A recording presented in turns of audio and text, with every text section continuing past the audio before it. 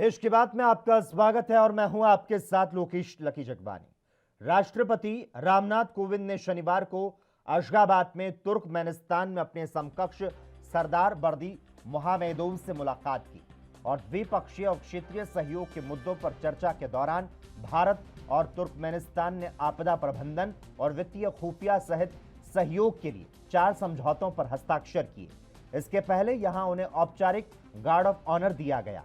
राष्ट्रपति कोविंद अपनी 3 दिवसीय राजकीय यात्रा में मध्य एशियाई देश के शीर्ष नेतृत्व से मुलाकात करेंगे। साथ ही इन देशों के साथ द्विपक्षीय संबंधों को बढ़ावा देंगे। Ladies and gentlemen, during my meeting today with the President of Turkmenistan, we held a detailed discussion on the state and prospects of bilateral relations. We also exchanged views on various regional and international issues of importance.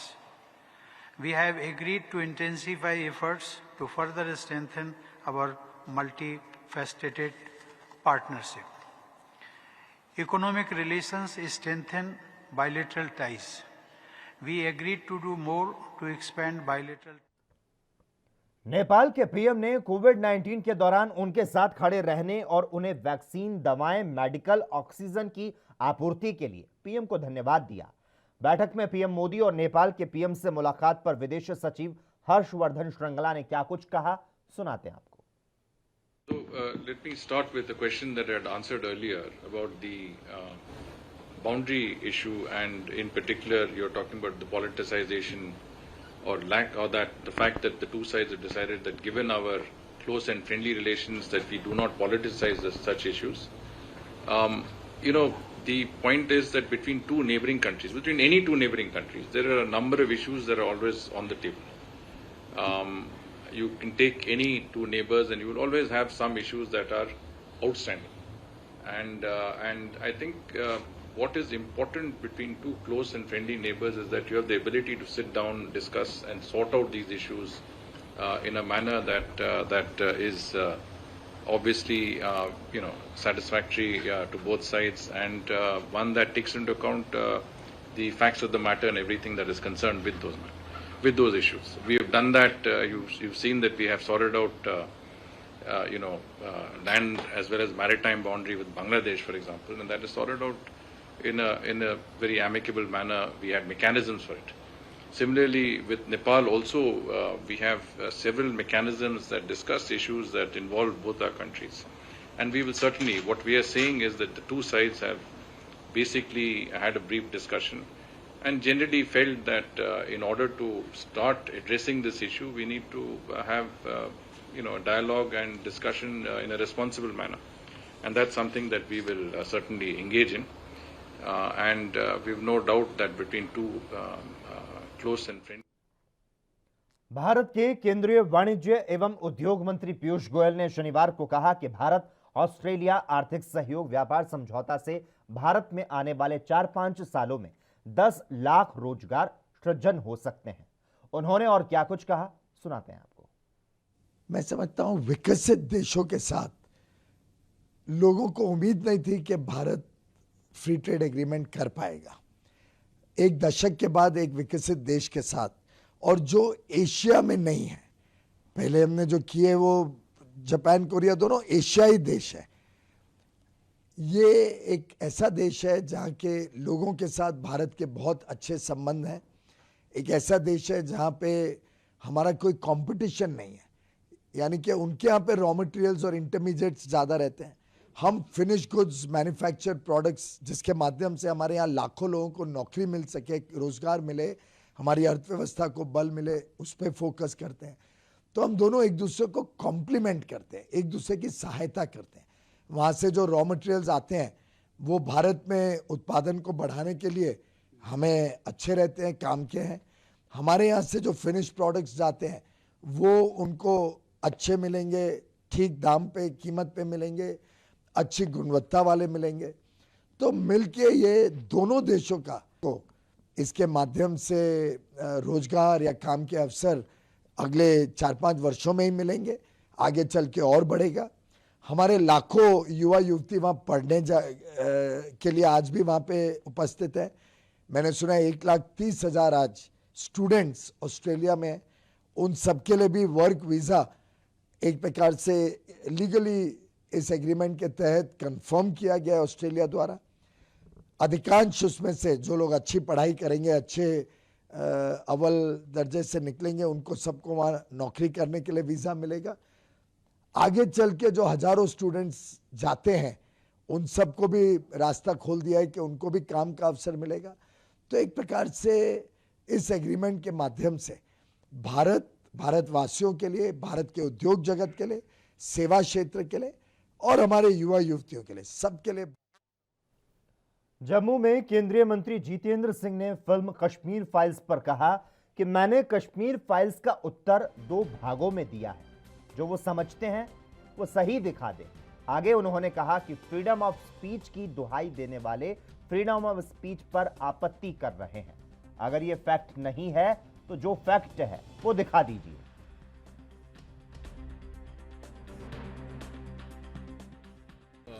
ऐसा है, ये प्रश्न उस दिन भी आया था दिल्ली में। मैंने इसका उत्तर 2 भाग में है। जो सही नहीं है, जो वो समझते हैं सही, वो दिखा दें। देखिए, ये फ्रीडम ऑफ स्पीच की दुहाई देने वाले लोग ही जब किसी ने कश्मीर फाइल बनाई तो उसकी फ्रीडम ऑफ स्पीच पर आपत्ति कर रहे हैं। और यदि ये फैक्ट नहीं है तो जो फैक्ट है वो अपना फैक्ट का हिस्सा बता दे। लेकिन ये हमें कबूल करना पड़ेगा, the untold aspect of the Kashmir story was told through Kashmir files. तो जितनी भी अभी तक फिल्में बनी, हालांकि बहुत उम्दा भी फिल्में बनी कला के ढंग से, उसमें अधिकतर आतंक या आतंकी को लेकर के उसको ही नायक बना करके स्क्रिप्ट लिखा जाता था, दूसरा पक्ष नहीं दिखाया जाता। अब पहली बार एक दूसरा पक्ष दिखाया गया है और वो डॉक्यूमेंटेशन के साथ दिखाया गया। तो मुझे लगता है कि बजाय इसके कि इसको नकारें, और शायद ये वो लोग नकारने का प्रयास कर रहे हैं जो इतने सालों से सच को दफना करके अपनी राजनीति को भी आगे बढ़ाते रहे, और जो आतंक का सहारा लेकर के जिनका। बीजेपी के राष्ट्रीय प्रवक्ता शहजाद पूनावाला ने कांग्रेस के यूएपीए एक्ट को लेकर विरोध पर बोलते हुए कहा कि कांग्रेस का हाथ हमेशा से आतंकियों के साथ है, लेकिन कांग्रेस ये भूल रही है कि यूएपीए एक्ट को लाने और उसे और मजबूत बनाने का काम पी चिदंबरम ने किया था। पार्टी का हाथ हमेशा आतंकवादियों के साथ रहा है और इसीलिए कांग्रेस पार्टी हमेशा आतंकवादियों के बचाव के लिए उत्सुक रहती है। ये वही कांग्रेस पार्टी है जिसकी अध्यक्षा सोनिया गांधी बाटला हाउस एनकाउंटर में हमारे शहीद पुलिस अफसर के लिए नहीं बल्कि बाटला हाउस के आतंकियों के लिए फूट फूट कर रो रही थी। ये वही कांग्रेस पार्टी है जो ओसामा को ओसामा जी कहती है। ये वही कांग्रेस पार्टी है जो बार बार आतंकियों के संरक्षण में आती है। पाकिस्तान प्रायोजित आतंकवाद को चाहे 26/11 में दिग्विजय सिंह ने उनको क्लीन चिट देने का काम किया और हिंदुओं को बदनाम करने की कोशिश की, चाहे मालेगांव में आतंकियों को, इस्लामिक जिहादियों को बचाने की कोशिश की गई और वहाँ पर भी निर्दोष हिंदुओं पर दोष डालने की कोशिश की गई। और अब कांग्रेस पार्टी सोनिया गांधी और राहुल गांधी के उसी चरित्र पर चलते हुए आतंकवाद के खिलाफ लड़ने वाला जो सबसे मजबूत कानून हमारी सुरक्षा एजेंसियों के पास है उसे रिपील करवाना चाहती है, उसे वापस लेने के लिए कहलवाना। कांग्रेस पार्टी को ये बताना चाहिए कि ये तो वही यूएपीए कानून है जो चिदंबरम साहब ने लाने का काम किया था, उसे और भी ताकतवर और मजबूत बनाने का काम किया था। तो जब वो यूपीए की सरकार में यूएपीए में स्ट्रिंजेंट प्रावधान लाते थे और उसे लागू करवाते थे तब तो वो चमत्कार, और अगर भारतीय जनता पार्टी की सरकार उसी कानून को आगे ले जाती है तब वो गुनहगार कैसे। और जहाँ तक यूएपीए के मिसयूज़ की बात है तो पंजाब की जो कांग्रेस पार्टी की सरकार है वहाँ पर सबसे ज़्यादा यूएपीए कानून का इस्तेमाल किया गया। तो शशि थरूर को बताना चाहिए कि अगर ये कानून गलत तरीके से इस्तेमाल हो रहा था तो वो तो उन्हीं की पंजाब की सरकार थी जो उसको बार बार इस्तेमाल कर रही थी। दिल्ली की जो केजरीवाल जी की सरकार है उनका केवल ABC चलता है, A for advertising, B for blame game और C फॉर कैंपेनिंग, और इसीलिए उनका ध्यान केवल ABC पर रहता है, परंतु काम करने की जब बारी आती है तब वो उस पर यू टर्न करते हैं। अब पंजाब में जहाँ पर उनकी नई नई सरकार बनी है वहाँ पर उन्होंने कहा था कि हम पहला वादा करते हैं कि हम 300 यूनिट फ्री बिजली वहाँ की जनता को देंगे, पर उस पर भी पंजाब की सरकार, आम आदमी पार्टी की सरकार ने यू टर्न कर दिया है। और ये कोई नई बात नहीं है, क्योंकि दिल्ली की सरकार जो केजरीवाल की है उसने तो कई यू टर्न किए, चाहे वो स्कूल बनाने से लेकर अस्पताल बनाने तक की बात हो, मोहल्ला क्लिनिक्स की बात हो, यमुना जी को साफ करने की बात हो, या लोकपाल की बात हो जिस पर उनका अस्तित्व टिका हुआ है। तो बार बार वादे करके यू टर्न करना, गुजरात की जनता जो है वो बहुत। वहीं कांग्रेस नेता संदीप दीक्षित ने बढ़ती महंगाई पर अपनी प्रतिक्रिया दी। इस दौरान उन्होंने कहा कि बीजेपी प्राइवेट सेक्टर को फायदा पहुंचाने के लिए पेट्रोल डीजल की कीमतों को बढ़ा रही है। इसी के साथ उन्होंने अरविंद केजरीवाल और भगवंत मान के गुजरात दौरे को लेकर अपनी बात रखी। इसके पीछे क्या है क्या नहीं है मैं तो नहीं समझ पा रहा हूँ। और ये मेरे हिसाब से तो एक अजीब टाइप की बात है भाई। राष्ट्रीय सुरक्षा के विषय में या सरकारी खर्चे के विषय में अगर कोई आदान प्रदान होता है दो राज्य सरकारों के बीच में, तो उसे मुख्यमंत्री को सार्वजनिक करने की क्या जरूरत है? इसमें कोई सवाल पूछा गया क्या? मुझे नहीं मालूम है। मतलब ये क्या बात हो गई कि दो सरकारों के बीच में जो बात होती है, क्या ये हद की राजनीति, हर तरह की घटिया राजनीति ये लोग करेंगे क्या? भाई बहुत से राज्य सरकारों के बीच में विषय होते हैं जिसमें राष्ट्रहित में, देश हित में, सुरक्षा में काम किया जाता है, और हर चीज राजनीति का विषय नहीं है। ये पार्टी आ गई है नहीं जो हर चीज को राजनीति बनाना चाहती है, ये कल को इस देश के पवित्र रिश्तों को भी राजनीतिकरण कर देगी। मतलब मुझे नहीं मालूम है किस संदर्भ में इन्होंने ये कहा है, लेकिन अगर ऐसी कोई भी बात है तो ये आपके और भारत सरकार के बीच की बात है। हाँ चलिए, मैं मान सकता हूं कोई डिमांड हो पैसे की, आपको पुलिस के लिए सशक्तिकरण के लिए चाहिए हो, कहीं कुछ ऐसा आर्ग्यूमेंट आप दे रहे हो कि सब साथ मिलकर करें, तो मैं बात मान सकता हूं। बिना इसका क्या संदर्भ है ये तो मैं नहीं जानता हूं, लेकिन मुझे नहीं लगता ये बात किसी भी तरीके से उचित है। ये फिर भी निरर्थक है। कई बार ये बात आई है सामने, और ये सिर्फ उन लोगों का जो अलगाववादी ताकतों के साथ है वो इस बात को बार बार उठाते हैं। और मुझे डर लगता है कि अगर आपको याद होगा कि पिछली बार भी जब आनंदपुर साहिब रेजोल्यूशन और उससे जुड़े हुए संबंध के विषय सामने आए थे, तो पंजाब एक भयानक दौर से गुजरा था। और ये बात स्पष्ट है कि जो अलगाववादी हैं, जो खालिस्तान के समर्थक हैं, बिल्कुल उनकी गोद में बैठा हुआ है केजरीवाल। वहाँ से इनको साधनों के आने की भी बहुत खबरें हैं, और ये उसी तरफ जाने का पहला कदम है। ठीक है, ये सब तो हर पार्टी करती रहती है, करती रहे, उसमें कोई मतलब की बात नहीं है। कोई कहीं जाएगा, कोई कहीं जाएगा, भाई हर पार्टी है, उसको अपना अपना हर जगह जाने का अधिकार और हक है। और इनको तो सीधी बात है, जहाँ इनको बीजेपी कहेगी भाई। देखिए, इनका एक ही बात ये सीधे दिखाती है कि मोदी और मोदी की सरकार को ना इंसान से, ना गरीबी से, ना मिडिल क्लास से, किसी से कोई लेना देना है। पेट्रोल की कीमतें, डीजल की कीमतें तो इसलिए इन्होंने इस तरीके से बढ़ाएं कि प्राइवेट सेक्टर जो है पेट्रोल और डीजल में घुस पाए।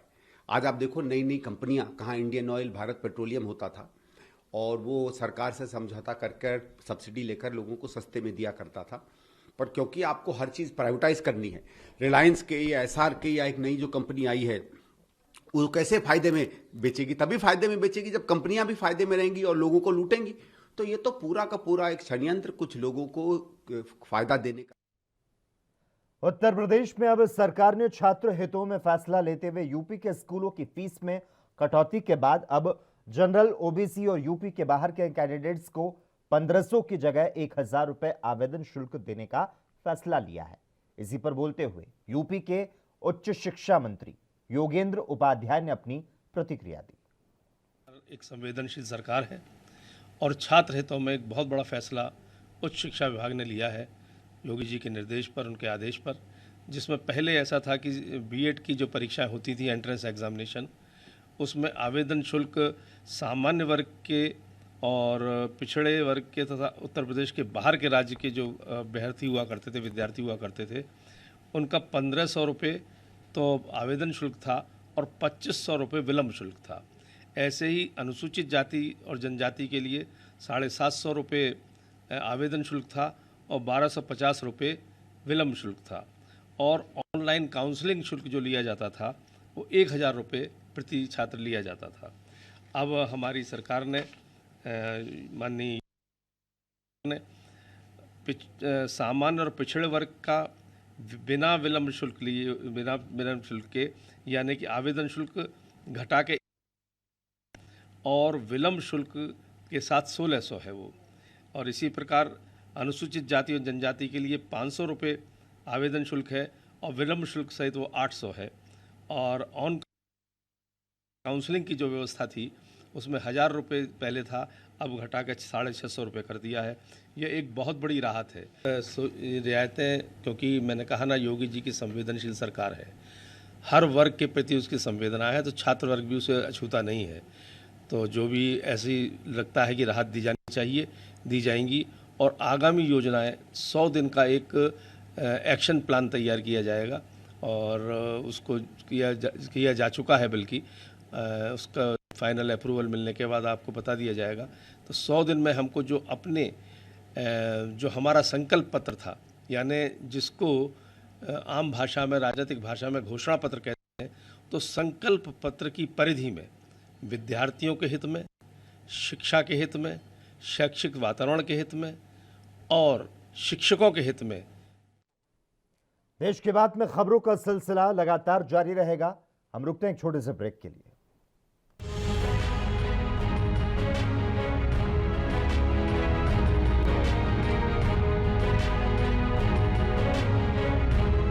ब्रेक के बाद देश के बाद में एक बार फिर से आपका स्वागत है। उत्तराखंड के मुख्यमंत्री पुष्कर सिंह धामी ने कहा कि हमारे सफाई कर्मचारियों के लिए हमने चुनाव से पहले कहा था कि उनका मानदेय प्रतिदिन 500 रुपए किया जाएगा।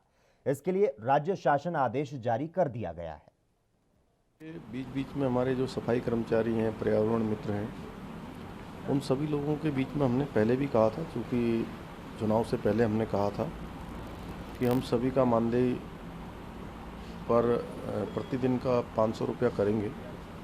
और हमारी नई सरकार के गठन होते ही हमने इसका शासनादेश निकाल दिया। अब सभी को 500 रुपये के प्रतिदिन के हिसाब से उसमें मिले। वहीं हिमाचल प्रदेश के मुख्यमंत्री जयराम ठाकुर ने मंच से कांग्रेस पार्टी को आड़े हाथों लेते हुए कहा कि जिस कांग्रेस ने वैक्सीन को लेकर तरह तरह की अफवाहें फैलाई, आज वो कहां है।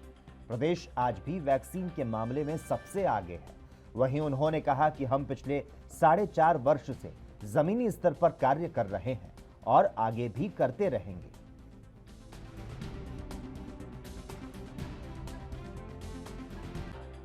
मुझे इस बात की खुशी है कि 33 विभिन्न योजनाएं जिनका शिलान्यास और उद्घाटन किया, 200 करोड़ रुपए के उद्घाटन शिलान्यास आज हुए हैं। इसके लिए मैं भाई बलबीर जी को बहुत बहुत बधाई भी देता हूं। और इस क्षेत्र में हर तरह का विकास हुआ। सड़कों की जहां ज़रूरत थी वहां सड़कें बनी हैं, जहां पेयजल की योजना की ज़रूरत थी वहां पेयजल योजनाएं बनी हैं, और जहां इंफ्रास्ट्रक्चर को स्ट्रेंथन करने की ज़रूरत थी वो सब चीज़ें यहाँ पर इस विधानसभा क्षेत्र में बहुत बेहतर ढंग से हुई है। सर, कांग्रेस पार्टी ने कहा है कि अगर उनकी सरकार बनती है तो ओल्ड पेंशन स्कीम को लागू किया जाएगा, आउटसोर्सर को भी जो है रेगुलर किया जाए, डायरेक्ट जो कॉन्ट्रैक्ट बेसिस है। देखिए, वो बोलने से, उनके बोलने से तो सरकार नहीं बनती। सरकार तय करेगी हिमाचल प्रदेश की जनता। पूरे देश भर में किसी प्रदेश में तो जनता ऐसी दिखी नहीं जो कांग्रेस की तरफ जो है बड़े उत्साह के साथ आगे बढ़ रही है। चंडीगढ़ एक बार फिर से सुर्खियों में है। विवाद चंडीगढ़ के अधिकार को लेकर है। पंजाब, हरियाणा और केंद्र सरकार आमने सामने है। इस मसले पर हरियाणा के तमाम नेताओं ने एएनबी न्यूज से बात करते हुए क्या कुछ कहा, सुनाते हैं आपको। पंजाब में जो चंडीगढ़ पर हक जताने को लेकर राजनीति हो रही है, उसका असर हरियाणा पर देखने को मिल रहा है। भाजपा में यहाँ मुख्यालय जो हरियाणा का है, वहाँ पर बैठकों का दौर जारी है। हमारे साथ सांसद हिसार से जो हैं बरजिंदर सिंह मौजूद हैं, उनसे हम बात करेंगे कि वो सारे प्रस्ताव को किस तरह से लेते हैं। नमस्कार सर। सर, ये बताएं कि ये जो पंजाब में अभी प्रस्ताव पारित किया गया है, चंडीगढ़ को लेकर हक जताया गया है, आप बतौर एमपी इसको किस तरह से लेते हैं आप? देखिए, मेरे हिसाब से तो ये एक गैर ज़रूरी राजनीति एक शुरू की गई है पंजाब में, जिसका ना तो अभी कोई समय है, ना उसका कोई औचित्य है, ना कोई कारण था। मुझे नहीं पता किस वजह से इस प्रकार का निर्णय उन्होंने लिया, और ना सिर्फ पार्टी ने, पूरी पंजाब की असेंबली ने जो प्रस्ताव पास किया है। क्योंकि ये प्रस्ताव, चलिए उनके हिसाब से तो जो है सो है, लेकिन जहाँ तक हरियाणा और पंजाब का संबंध है और हिमाचल का, ये मुद्दा सिर्फ चंडीगढ़ तक सीमित नहीं है। ये पूरा एक पैकेज है। इसके अंदर पानी का मुद्दा भी है, इसके अंदर जो बाउंड्री में जो अदला बदली जो होनी थी वो मुद्दा भी, और ये सारे के सारे 1966 से पेंडिंग पड़े हैं।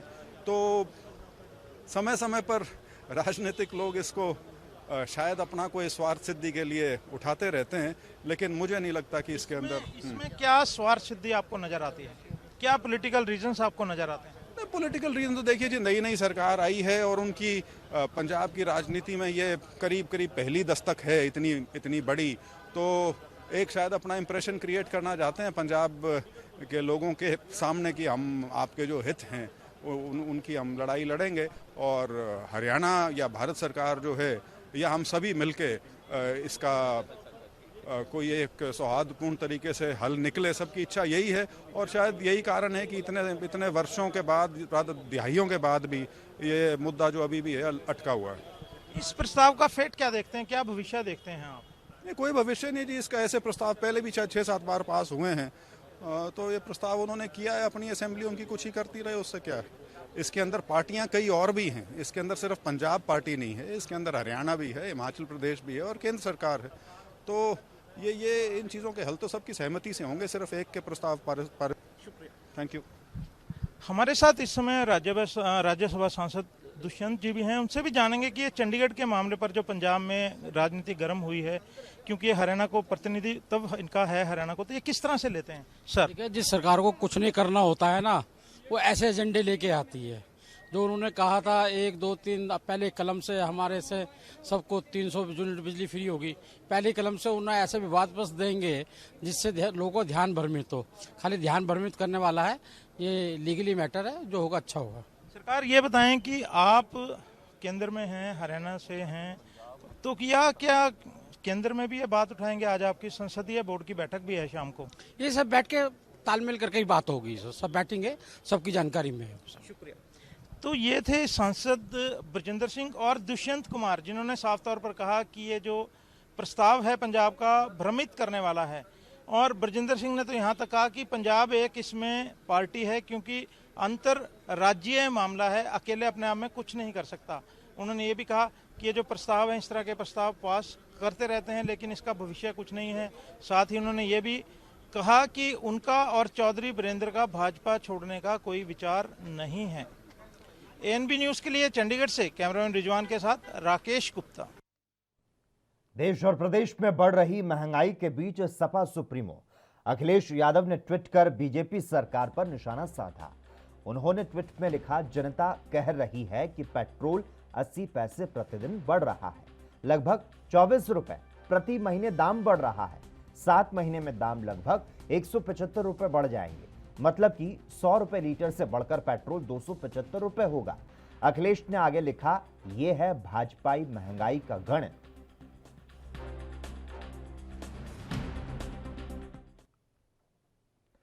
चिराग पासवान का बंगला खाली करने के मामले में आरजेडी नेता तेजस्वी यादव ने बीजेपी पर तंज कसते हुए कहा कि अपने हनुमान के घर में ही उन्होंने आग लगा दी। तेजस्वी का कहना था कि जो हुआ ठीक हुआ, लेकिन जिस तरीके से हुआ वो ठीक नहीं लगता। बिहार की जनता देख रही है कि सर्कस मॉडल चल रहा है। शासक जो है बीजेपी के साथ है। चिराग जी ने ये भी कहा था कि हम हनुमान हैं। अब जिस प्रकार का जो व्यवहार हुआ उनके साथ, चलो घर कोई बात नहीं, लेकिन जो असली घर था वो तो छीन दिया बीजेपी के लोगों ने। वो असली घर कौन सा था? चुनाव का सिंबल छिना गया और पार्टी को 2 पार्ट में कर दिया गया। घर में ही आग लगा दी गई, यानी यहाँ तो हनुमान जी की ही घर में आग लगा दिया गया। तो ये तो इस पे हम ज्यादा कुछ कहेंगे नहीं, लेकिन लगातार शुरुआत से ही चिराग जी हो या रामविलास जी हो, हमेशा नरेंद्र मोदी जी के तरफ ही खड़े रहे हैं, लेकिन उनके तरफ खड़े रहने का। अभिनेता भाजपा नेता मिथुन चक्रवर्ती करीब 1 साल के बाद सार्वजनिक रूप से बंगाल में सामने आए। पश्चिम बंगाल चुनाव परिणाम के बाद मिथुन चक्रवर्ती ने सार्वजनिक मंच से बीजेपी का समर्थन किया। मिथुन चक्रवर्ती ने आसनसोल उपचुनाव में बीजेपी उम्मीदवार की तारीफ करते हुए उनके लिए वोट मांगा। राजस्थान के सवाई माधोपुर में बीजेपी के राष्ट्रीय अध्यक्ष जेपी नड्डा का आगमन हुआ, जहां बीजेपी कार्यकर्ता द्वारा उनका स्वागत किया गया। आपको बता दें कि ट्रेन से भाजपा के राष्ट्रीय अध्यक्ष राजस्थान पहुंचे, जहां से उनकी सुरक्षा के पुख्ता इंतजाम किए गए। इसके साथ ही वहां मौजूद बीजेपी कार्यकर्ताओं ने बीजेपी जिंदाबाद के नारे लगाए। अपने नववर्ष की शुरुआत आदरणीय राष्ट्रीय अध्यक्ष जी सवाई माधव कर रहे हैं, बहुत खुशी की बात है। और इस कार्यक्रम में भव्य स्वागत होगा। अभी थोड़ी देर में ट्रेन से उतरने वाले हैं और अनेकों स्पॉट पर जो स्वागत होगा अलग अलग मंडलों द्वारा। उसके बाद में टाइगर्स होटल में अनुसूचित जनजाति विशिष्ट जनों के साथ उनका संवाद होगा। जम्मू कश्मीर के उधमपुर में पत्रकारों को संबोधित करते हुए जम्मू कश्मीर पुलिस के डीजीपी दिलबाग सिंह ने कहा कि अमरनाथ यात्रा को हर हाल में सफल बनाएंगे। दिलबाग सिंह ने कहा कि घाटी में अब पाकिस्तान सोशल मीडिया का इस्तेमाल कर आतंकवाद को बढ़ावा दे रहा है। कांग्रेस पार्टी के पूर्व मंत्री बाबू सिंह पर हवाला राशि के मामले में लिप्त होने पर डीजीपी ने कहा कि यकीनन यह पैसा आतंकवाद के लिए इस्तेमाल किया जाना था। फिलहाल बाबू सिंह फरार है और जल्दी उसे पकड़ लिया जाएगा। जानते हैं कि बीच में कोविड का दौर रहा है जिसमें 2 साल की ब्रेक रही और जैसे श्रद्धालु बड़े उत्साह के साथ बड़ी तादाद में आते थे, वो 2 साल की ब्रेक के बाद मुझे लगता है कि इस साल कोविड से हम लोग निजात काफ़ी हद तक पा चुके हैं और इस साल काफ़ी उत्साह और बड़ी गिनती में लोग आएंगे, इसका हम लोग अंदाज़ा कर रहे हैं। उसी हिसाब से हम लोग सुरक्षा के सारे इंतजाम जितनी ज़रूरत है वो कर रहे हैं और साथ ही साथ जो कैंप्स अलग-अलग जहाँ पर रखने की व्यवस्था होती है उसकी तादाद भी पहले से बड़ी है। गिनती ज़्यादा एक्सपेक्ट करते हैं, इसलिए उसी तरीके की तैयारी भी रखी जाएगी। सुरक्षा की जो भी ज़रूरतें हैं उनके मुताबिक हर तरह की सिक्योरिटी जो है वो अरेंज करी जाएगी। देखिए, सोशल मीडिया टेरर के इकोसिस्टम को जिंदा रखने में बहुत हद तक पाकिस्तान और पाकिस्तान नवाज एजेंसीज इस्तेमाल करती हैं। पाकिस्तान के पिट्ठू जहां पर इस्तेमाल करते हैं और हम लोग उस सोशल मीडिया पे 24/7 नज़र रखते हैं और जो भी एडवर्स नोटिस में कहीं चीज़ आती है उसके ऊपर कानूनी कार्रवाई सख्ती से की जाती है। हाल फिलहाल में इस तरह की जो चीज़ें सामने आई उसमें वो लोग जो मिलिटेंसी को एक लेटेंट तरीके से, हिडन तरीके से उसको प्रमोट करते हैं, टेररिज्म को प्रमोट करते हैं, सेपरेटिज्म का नैरेटिव। खबरें लगातार जारी है। यहां वक्त हो चला है एक और छोटे से ब्रेक का।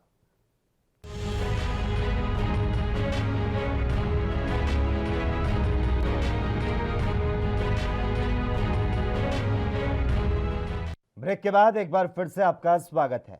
आईसीएमआर ने कोरोना की मिक्स एंड मैच दवाओं पर एक स्टडी की। इस स्टडी का क्या नतीजा निकला, उसका सार आईसीएमआर की वैज्ञानिक डॉक्टर प्रज्ञा यादव ने बताया। एपिसोड हुआ था जिसमें एक कोहर्ट को पहले कोविशील्ड और फिर कोवैक्सीन दे दी गई थी। तो हमने उसके 1 महीने के बाद उनका सैंपल लिया, ब्लड सैंपल, और उसके 6 मंथ के बाद उनका ब्लड सैंपल लिया जब ओमिक्रॉन सर्ज हुआ था। और हमने उनका न्यूट्रलाइजेशन करके देखा कि डेल्टा और ओमिक्रॉन के प्रति उनका कैसा रिस्पांस है। तो हेट्रोलॉगस जो ग्रुप था उसमें काफ़ी हाई एंटीबॉडी और न्यूट्रलाइजिंग एंटीबॉडी दिखाई पड़ी हमें, ओमिक्रॉन के लिए भी बाकी के लिए भी। बट लेकिन जो 6 मंथ के बाद जब हमने उसका सेम इंडिविजुअल्स का जो सैंपल टेस्ट किया, हमें दिखा कि उनकी जो एंटीबॉडी थी वो कम हो गई थी। बट जो कंपेयर हमने किया कि जो ओनली होमोलॉगस वैक्सीन था उनसे बेटर रिस्पांस फिर भी हेट्रोलॉगस ग्रुप में दिखाई पड़ रहा था। कितने लोग थे लगभग मैम? ये 18 ऐसे लोग थे जो एक विलेज के लोग हैं जिनका हमने डेटा एक्वायर किया एक स्टडी के अंदर, आप सारे अप्रूवल्स लेने के बाद, और उनको हम अभी भी फॉलो कर रहे हैं। अगर वो लोग चैत्र नवरात्र के अवसर पर हरियाणा विधानसभा अध्यक्ष ज्ञानचंद गुप्ता ने देशवासियों को बधाई दी। ज्ञानचंद गुप्ता अपनी पत्नी सहित चैत्र नवरात्रि के पहले दिन माता मनसा देवी मंदिर में पूजा अर्चना कर आशीर्वाद लेने पहुंचे।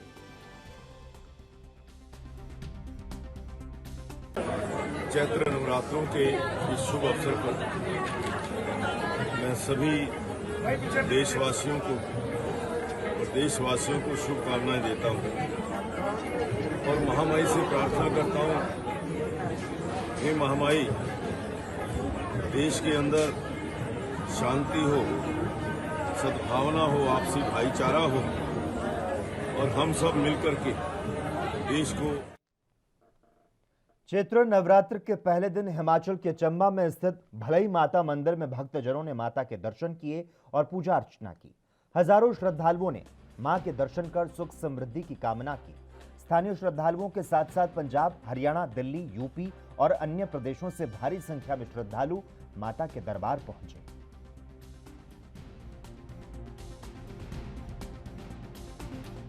आज नवरात्रि का पहला दिन है और नवरात्रि के इन शुभ अवसर पर इन 9 दिनों में भक्तजन मां भद्रकाली के दर्शन करने के लिए भली माता के प्रांगण में, भली माता के मंदिर में यहाँ आते हैं। प्रबंधक समिति के द्वारा यहाँ बहुत अच्छी व्यवस्था इस मंदिर में की गई है। साफ़ सफाई का काफ़ी अच्छा ध्यान रखा गया है और भी बहुत सारी सुविधाएं जो प्रबंधक समिति के द्वारा यहाँ मंदिर में उपलब्ध करवाई जा रही हैं। 9 के 9 दिन यहाँ भक्तों की बहुत ज़्यादा भीड़ यहाँ पे उमड़ती है, तो बहुत सारे भक्तजन यहाँ माता का आशीर्वाद लेने के लिए यहाँ आते हैं और बहुत खासा प्रबंध जो प्रबंधक समिति के द्वारा यहाँ करवाए गए। सलूनी प्रशासन की ओर से बहुत बहुत बधाइयाँ देता हूँ। इस बार 2 साल के बाद महामारी की कृपा से जो है बहुत अच्छे तरीके से हमने प्रबंध किए हैं नवरात्रि मेलों के, और भारी संख्या में, पर्याप्त संख्या में हमने पुलिस बल जो है यहाँ पे तैनात किया है प्रशासन ने, और बहुत बढ़िया तरीके से जो है ये कार्यक्रम शुरू हुआ है नवरात्रों का, और हम प्रशासन का पूरा सहयोग रहेगा इसमें और हम अच्छे तरीके से जो है इस मेले को जो है समापन करेंगे इसका। इस मेलों के दौरान प्रशासन की ओर से व्यवस्था को चुस्त दुरुस्त रखने के लिए पर्याप्त मात्रा में पुलिस बल जो है तैनात किया गया है। और जब हिमाचल के जिला कांगड़ा के तीनों शक्तिपीठों श्री चामुंडा नंदिकेश्वर धाम, श्री वज्रेश्वरी देवी मंदिर कांगड़ा और श्री ज्वालामुखी मंदिर में चैत्र नवरात्र का आगाज हो गया। पहले नवरात्र पर तीनों ही मंदिरों में श्रद्धा का सैलाब देखने को मिला। मां के दर्शनों के लिए श्रद्धालु सुबह 4 बजे से लाइनों में लग चुके थे। तीनों शक्तिपीठों में श्रद्धालुओं की सुरक्षा को लेकर विशेष प्रबंध किए गए। देखिए, सबसे पहले तो आप सबको नवरात्रि की हार्दिक शुभकामनाएं। दूसरा, चैत्र नवरात्र जो हमारे हुए हैं उसमें हमने 2-4 चीज़ें की हैं। सबसे पहला है हमारा सिक्योरिटी अरेंजमेंट्स, तो हमने अतिरिक्त पुलिस फोर्स यहाँ पे बुलाई है, तो हमारे पुलिस के जो कर्मी हैं वो यहाँ ड्यूटी पे तैनात हैं। उसके अतिरिक्त हमारी लंगर व्यवस्था भी सुचारू ढंग से चलेगी और लोगों के लिए, क्योंकि गवर्नमेंट ने पिछले कल ही काफ़ी सारी रिलैक्सेशंस दी हैं एज़ पर देयर ऑर्डर्स, तो इस समय केवल मास्क लगाना लोगों के लिए अनिवार्य है। तो हमारे मंदिर कर्मचारी और पुलिस वालों को हमने यही डायरेक्शंस दी हैं कि लोगों को ये बताएं कि मास्क पहनना अनिवार्य है। दूसरा, मंदिर में हमने तैयारी अपनी तरफ से पूरी की हुई है, एक्स्ट्रा स्टाफ भी तैनात किया है, सफाई के लिए भी हमने तैयारियां रखी हैं। उसके अतिरिक्त 2 साल बाद, क्योंकि हम पूरे हर्षोल्लास के साथ कोविड रिस्ट्रिक्शंस के बाद ये नवरात्र मना रहे हैं, तो हमने विशेष पूजन अर्चन का भी यहाँ पे प्रबंध किया है और 31 पंडित और विद्वानों के प्रेजेंस में यहाँ पे यज्ञ प्रारंभ होगा, जो कुछ ही समय बाद शुरू होगा। हेल्प डेस्क स्थापित कर रहे हैं थोड़ी देर में, हमारे वॉलंटियर्स वगैरह भी आ रहे हैं, तो पर्ची और वो सारा भी हो जाएगा। ये बहुत प्राचीन मंदिर है और इसका जो मूल स्थान है वो हिमानी चामुंडा है। यहाँ कई सालों से स्थानीय निवासी हैं, कई सालों से बचपन से यहाँ आ रहे हैं, तो माता की बहुत कृपा रहती है। कोरोना काल में थोड़ा यहाँ ऐसे हुआ कि बंद हो गया था, मंदिर बंद हो गया था, तो यहाँ आना जाना बंद था। उसके बाद बिल्कुल यहाँ आना जाना शुरू हो गया है। व्यवस्था यहाँ की बहुत ठीक है, सफाई बहुत है और अनुशासन बहुत ठीक है यहाँ पर, और माता की हमेशा सभी के ऊपर कृपा रहती है। हम आज पहला नवरात्रा है, सभी की हम अच्छे स्वास्थ्य की कामना करते हैं, सभी सुखी रहें, सभी ठीक रहें और भारतवास हमारा। चैत्र नवरात्र के साथ हिंदू नववर्ष की शुरुआत हो गई है। चैत्र नवरात्र के लिए 2 अप्रैल को घट स्थापना हुई। घट स्थापना नवरात्र की प्रतिपदा तिथि को की जाती है। इस खास अवसर पर दिल्ली से हमारे संवाददाता ने दिल्ली के कालकाजी मंदिर के पुजारी से बातचीत कर जाना चैत्र नवरात्रि का महत्व। माता रानी का पहला नवरात्रा है और नवरात्रे के अंदर लगातार मंदिरों के अंदर जो है वो भीड़ देखने को मिल रही है। यहाँ बात करें कालका जी मंदिर के, दिल्ली का प्राचीन मंदिर है कालका जी मंदिर, और उसके अंदर आज दर्शकों की पहले दिन ही काफ़ी भीड़ देखने को मिल रही है। और मंदिर के अंदर श्रद्धालुओं की बात करें या फिर दर्शकों की बात करें, बहुत ज़्यादा भीड़ है। और अंदर की दिखाने की कोशिश करेंगे हम जरा कि यहाँ पर कितने लोग हैं, भजन कीर्तन कर रहे हैं और लगातार कहीं ना कहीं कैसे कि माता रानी को जो मनाने की प्रक्रिया अपनाई जा रही है और लगातार ये भी कोशिश की जा रही है उनकी मनोकामना जो है वो पूरी होती हुई नजर आए। मगर देखिए यहाँ पर नाच गाना भी चल रहा है और पीछे माता रानी की कैसे कहें मूर्तियाँ भी हैं और लगातार ये भी कोशिश की जा रही है कि इस कड़ी के अंदर या फिर कहें नवरात्रे के अंदर माता रानी जो है उनकी जो मनोकामना है वो पूरी करती नजर आए। मगर यहाँ पर बात करें अब जिस तरीके से कालका जी मंदिर की, तो हमारे साथ महान जी हैं जो कालका जी मंदिर के बड़े पुजारी माने जाते हैं और उनकी भी कहीं ना कहीं उनका आशीर्वाद भी काफ़ी हद तक माना जाता है। मगर यहाँ पर उनसे ही जानने की कोशिश करेंगे कि नवरात्रे किस तरीके से मनाए जाते हैं। देखिए, नवरात्र का पावन अवसर शक्ति की उपासना का विशेष पर्व है। इस समय ब्रह्मांड में बनने वाले विशिष्ट योगों के कारण इस समय की गई पूजा अर्चना विशेष फलदायी होती है। इस चैत्र प्रतिपदा को जो है युगाब्द भी कहा जाता है, क्योंकि इसी दिन जो है जगन नियंता ब्रह्मा जी ने सृष्टि की रचना प्रारंभ की थी। इसको गुड़ी पड़वा के नाम से भी इस पर्व को मनाया जाता है। नवरात्र के अवसर पर जो शक्ति के विभिन्न स्वरूपों की पूजा अर्चना की जाती है। प्रथमम शैलपुत्री जो, द्वितीयम ब्रह्मचारिणी, तृतीयम चंद्र घंटेति, कुष्मांडे चतुर्थकम, पंचमम स्कंद मातेति, खष्टम कात्यायनी, सप्तम कालरात्रि महागौरी, अष्टमम नवमम सिद्धिदात्री, नव दुर्गा प्रकृति, नौ दुर्गा का स्वरूपों की पूजा अर्चना प्रतिदिन की जाती है। प्रथम नवरात्र के दिन भगवती शैलपुत्री की आराधना की जाती है। भगवती शैलपुत्री बैल पर सवार है, उनके दाएं हाथ में त्रिशूल है और बाएं हाथ में कमल का पुष्प धारण किए हुए उनका ध्यान करते हुए वंदे वांछित लाभाय चंद्रार्थ शेखराम वृषारूढ़ाम शूलधराम शैलपुत्रीम यशस्विनीम ओम ह्रीं श्रीं क्लीं शैलपुत्रे नमः। उनका इस प्रकार का मंत्र का जप करने से जीवन में अज्ञान का नाश होकर। छोटी सी एक कि लगातार कहीं ना कहीं बड़े बड़े लोग भी आते हैं, पॉलिटिक्स नेता भी आते हैं यहाँ पर। आप लोगों को क्या लगता है कि यहाँ पर आने से सबकी मनोकामना पूरी होती है? और दूसरा, यहाँ पर आप कह सकते हैं दर्शकों के लिए कुछ ऐसा संदेश जो नवरात्रि के दिन उनकी मनोकामना पूरी हो जाए। पहले तो सर्वप्रथम हिंदू नववर्ष विक्रमी संवत 2079 की हार्दिक शुभकामनाएं। आपके सभी दर्शकों के घर में सुख शांति और समृद्धि का वास हो, सबका कल्याण हो, आरोग्य प्राप्त हो और संपत्ति प्राप्त हो, ये कामना करता हूँ। तो ये थे महान जी, लगातार यही कह रहे थे कि हर व्यक्ति की मनोकामना जो है वो इस मंदिर में आने से पूरी होती है। मगर कहीं ना कहीं जब कोरोना काल के अंदर जब मंदिर बंद थे तो कहीं ना कहीं सबकी उम्मीदें थी कि मंदिरों को खोला जाए ताकि माता रानी उन सबकी मनोकामना जो है वो पूरी करे। अब कैमरा देखना होगा क्या किस तरीके से सबकी मनोकामना पूरी होती है, 9 दिनों के अंदर क्या मनोकामनाएँ लोगों की रहेंगी। कैमरा पर्सन इरफान खान के साथ राजीव कुमार तिवारी, NB न्यूज़, दिल्ली। दिल्ली में रमजान के लिए बाजारों में रौनक लगनी शुरू हो गई है। लोग रमजान के लिए बाजारों में आकर खरीदारी करने लगे हैं। आपको बता दें कि रमजान में खजूरों का काफी महत्व होता है, जिसकी वजह से बाजारों में खजूर खरीदने वाले ग्राहक ज्यादा देखे जा रहे हैं। रमजान को लेकर लोगों का क्या कुछ कहना है वो भी आपको सुनाते हैं। इस महीने में किस तरीके से आप पूरा महीने में प्रेयर करती हैं, क्या होता है कुछ बताइए। हाँ, बस ये इबादत करते हैं, अल्लाह की रोजे रखते हैं। आपने खजूर लिया है, खजूर कितना इम्पोर्टेंट है, क्या रोल होता है खजूर? मतलब खजूर से ही रोजा खुलता है। तो आप बाजार में देख रही हैं, कुछ रौनक है इस बार बाजार में? अभी तो आई हूँ मैं। पिछली बार के जो 2 फेस्टिवल हैं, 2-3 फेस्टिवल कोविड की वजह से बिल्कुल बेकार गए हैं। इस बार कितनी उम्मीद है आपको कि फेस्टिवल अच्छा जाएगा? हाँ, इंशाल्लाह अच्छा ही जाएगा। आंध्र प्रदेश के विजयवाड़ा दुर्गा मंदिर में उगादी उत्सव समारोह में भक्तों ने पूजा अर्चना की। मंदिर के पुजारियों द्वारा माता के मंदिर में पिंड के ऊपर सिंदूर डाला गया। आज से नवरात्रि के पावन दिन शुरू हो चुके हैं। उसी प्रकार आंध्र प्रदेश में भी उगादी उत्सव शुरू हो चुका है।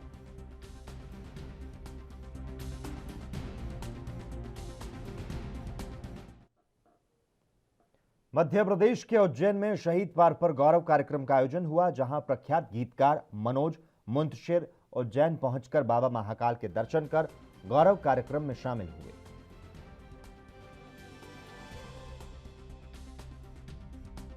उज्जैन आके मुझे ऐसी अनुभूति हो रही है जैसे एक जो विजय यात्रा होती है संस्कृति की, साहित्य की, समाज की और देश की, वो उज्जैन से बड़े बड़ों की आरंभ हुई है। और मैं ऐसी कामना करता हूँ कि मेरे ऊपर भी बाबा महाकाल का आशीर्वाद रहे, मैं भी कुछ कर पाऊँ देश के लिए, राष्ट्र के लिए। आप उज्जैन में आज बता रहे हैं कि गौरव उज्जैन में गौरव दिवस कार्यक्रम चल रहा है। इससे पहले मुख्यमंत्री जी के उसमें रिकॉर्ड तोड़ दीप उत्सव भी हुआ है और आज भी आप इस कार्यक्रम करना है तो कैसा? मुझे अच्छा ये लग रहा है कि जिस तरह से मध्य प्रदेश में और उज्जैन विशेष तौर पे माननीय मंत्री जी के नेतृत्व में जिस तरह उज्जैन का वातावरण है, प्रवेश करने के साथ ही आपको लगता है कि चलिए महाकाल का मंदिर तो एक परिसर है, पूरा उज्जैन मंदिर में हुआ है। पूरे उज्जैन में लगता है सनातन की अलग जगी हुई है। पूरे हिमाचल के नालागढ़ नंबरदार जन कल्याण महासंघ इकाई की बैठक आयोजित की गई। बैठक में एसडीएम नालागढ़ महेंद्र पाल गुर्जर और तहसीलदार नालागढ़ ऋषभ शर्मा विशेष अतिथि के रूप में उपस्थित हुए। इस मौके पर नंबरदारों की समस्याओं पर मंथन किया गया। नालागढ़ इकाई के प्रधान श्यामलाल ने एसडीएम से नंबरदारों के आईडी कार्ड बनाने की मांग रखी। उन्होंने कहा कि तहसील में जमीन की रजिस्ट्री करने के समय संबंधित नंबरदार को दरकिनार किया जाता है। उन्होंने तहसीलदार से मांग की है कि जमीन रजिस्ट्री करते समय उसी एरिया के नंबरदार की ड्यूटी सुनिश्चित की जाए। नंबरदार संघ बद्दी और नालागढ़ की तरफ से नंबरदार संघ के राष्ट्रीय अध्यक्ष भगत राम जी और बाबूराम जी और अन्य सभी नंबरदारों के द्वारा एक छोटा सा मीटिंग आयोजन की गई। इसमें नंबरदारों का हमने आपस में परिचय किया, एक दूसरे की बातों को सुना और समस्याओं को सुना और ये निर्णय लिए गए कि नंबरदारी। हिमाचल के बिलासपुर के नैना देवी से विधायक रामलाल ठाकुर की अगुवाई में बढ़ रही महंगाई को लेकर रोष रैली निकाली गई। विधायक ने कांग्रेसी कार्यकर्ताओं के साथ मिलकर नमहोल चौक से नायब तहसीलदार कार्यालय तक रोष रैली निकाली। इस रैली में सैकड़ों लोगों ने भाग लिया। वहीं पत्रकारों से बातचीत करते हुए रामलाल ठाकुर ने कहा कि दिन प्रतिदिन बढ़ रही महंगाई को लेकर कांग्रेस ने शांतिपूर्वक तरीके से धरना दिया।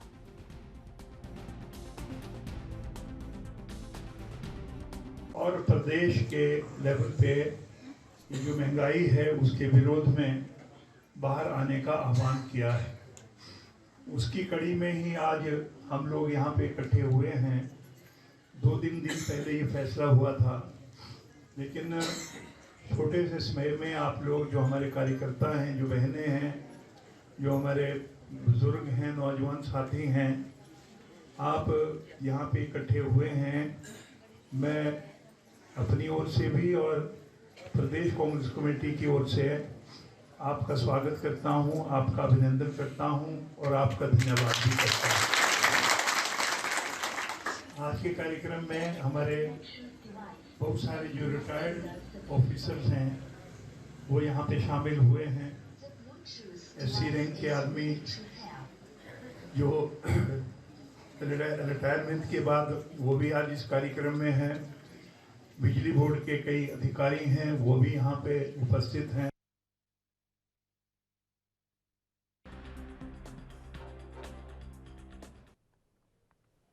हिमाचल के ऊना सदर विधायक सतपाल सिंह रायजादा के नेतृत्व में जिला मुख्यालय पर प्रदर्शन किया गया। इस मौके पर ऊना सदर के विधायक सतपाल सिंह रायजादा ने कहा कि प्रदेश में महंगाई को लेकर आज कांग्रेस पार्टी के कार्यकर्ताओं ने हल्ला बोला।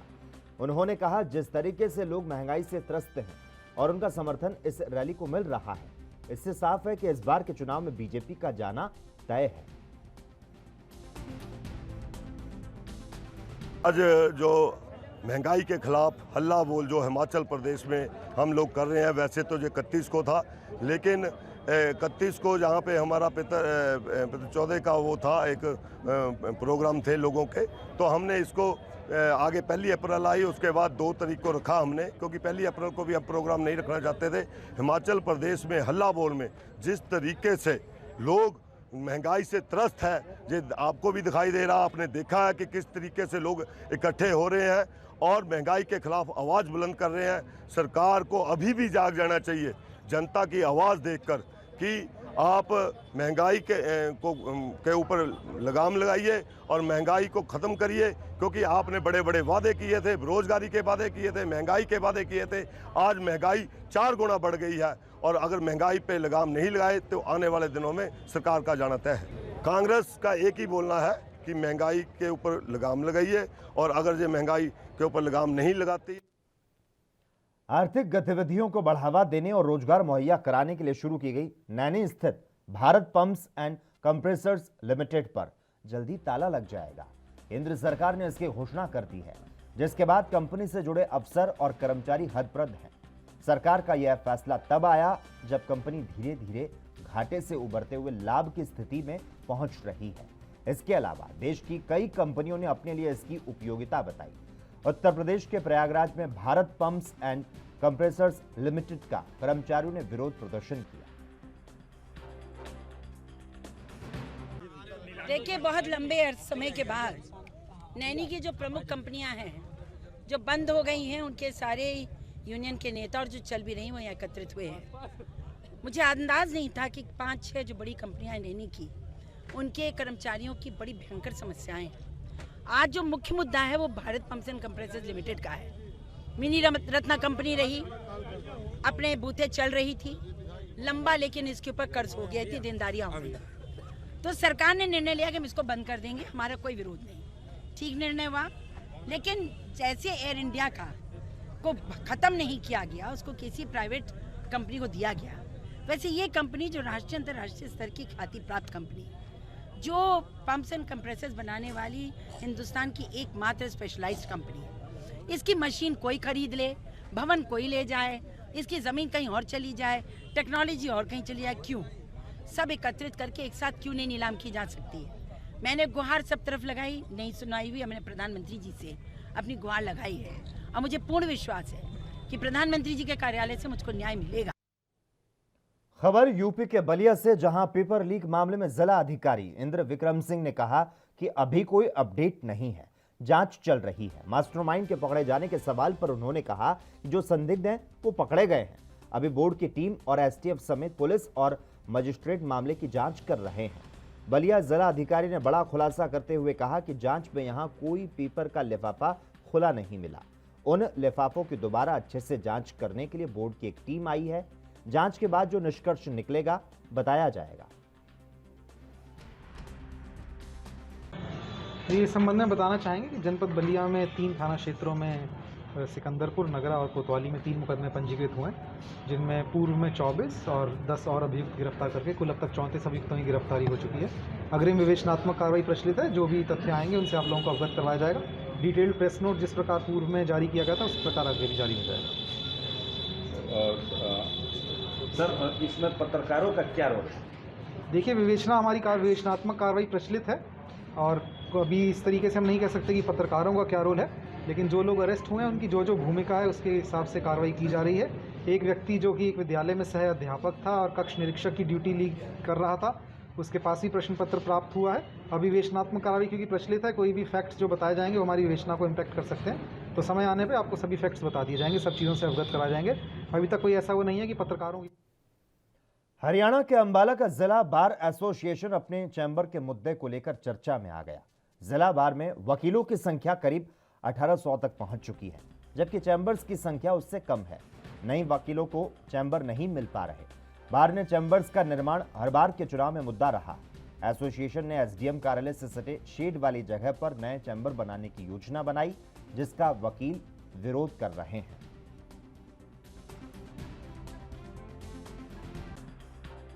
देखिए, अभी हम जल्दी ही कुछ नए चैम्बर बनाने जा रहे हैं और जहाँ तक शेड का सवाल है, हम शेड को बिल्कुल नहीं तोड़ेंगे।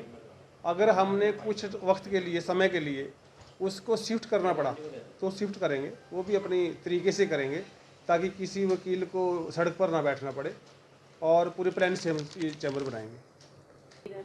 अभी चैम्बर के लिए हाई कोर्ट से इंस्पेक्शन हो चुकी है और जल्दी ही सेशन जज की अध्यक्षता में और जितने भी माननीय जज हैं और एडमिनिस्ट्रेशन है उससे।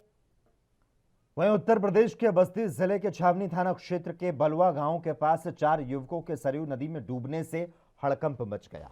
वहीं सरयू नदी में डूब रहे 4 युवकों में से 2 को ग्रामीणों ने बचा लिया, लेकिन 2 युवकों का पता नहीं चल पाया। ग्रामीणों की सूचना पर पहुंचे गोताखोर नदी में लापता युवकों को ढूंढने में लगे। आपको बता दें, सरयू नदी में नहाते समय लापता युवक शेरापुर और देवपुर के बताए जा रहे हैं।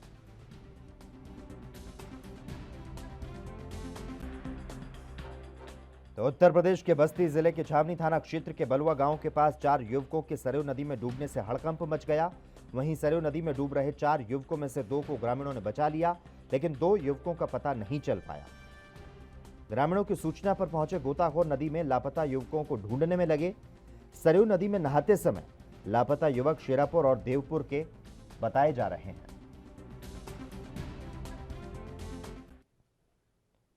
उत्तर प्रदेश के लखीमपुर खीरी के मोहम्मदी थाना क्षेत्र के सहदेवा गांव के प्राथमिक विद्यालय में खाना बनाते समय गैस सिलेंडर ब्लास्ट होने से महिला रसोईया गंभीर रूप से झुलस गई। गंभीर हालत में जिला अस्पताल ले जाते समय रास्ते में उसकी मौत हो गई। विद्यालय में आग लगने की घटना से बच्चों में दहशत का माहौल है। आपको बता दें कि इस घटना के दौरान विद्यालय के अध्यापक और अन्य स्टाफ विद्यालय में मौजूद मासूम बच्चों को छोड़कर मौके से भाग निकले। आग लगने की सूचना मिलते ही मौके पर पहुंचे ग्रामीणों ने गैस सिलेंडर में लगी आग को काबू किया। अच्छा, जो घटना हुई है किसके साथ हुई है? वो हमारी भाभी थी। अच्छा, क्या हुआ? कुछ लोग कह रहे सिलेंडर में आग लगी, जिससे पूछो वो कुछ सही बताए, पता ही नहीं चल पा रहा है क्या हुआ क्या नहीं हुआ। आकर वो खत्म हो गई हैं। खत्म हो गई? जी हाँ। अच्छा, यहाँ पे कोई आग बुझाने वाला सिलेंडर ऊपर था नहीं था? सिलेंडर तो था, लेकिन हमारे पीछे जो कुछ हुआ वो पीछे हुआ है। हमारे सामने जब तक हम लोग वहाँ पे आए घर पे, हमें पता चला बच्चों जब तक आए, जब तक दौड़ के, जब तक यहाँ पे जो है जो सब हो चुका था। सिलेंडर आने के बाद में हमारे बड़े भैया ने गेट से हटाया, बाकी सब लोग खड़े थे देखते रहे सब लोग। बहू जी बहू है। अच्छा, क्या कारण रहा आपका?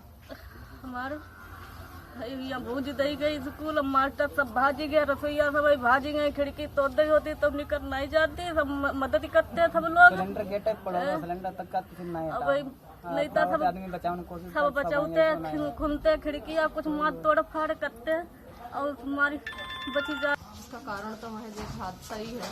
खाना तो रोज ही बनता है, हमेशा से बनता आ रहा है। फिर भी कुछ पता नहीं चला? कारण पता नहीं चल पाया, जो भी हुआ अचानक ही हुआ। अच्छा, आग बुझाने का कोई सिलेंडर था नहीं? सिलेंडर है, यूज किया गया, बालू यूज की गई, गद्दा भी डाला गया। जो कोशिश की जा सकती थी आग बुझाने की वो सब विद्यालय स्तर पर थी, वो की गई।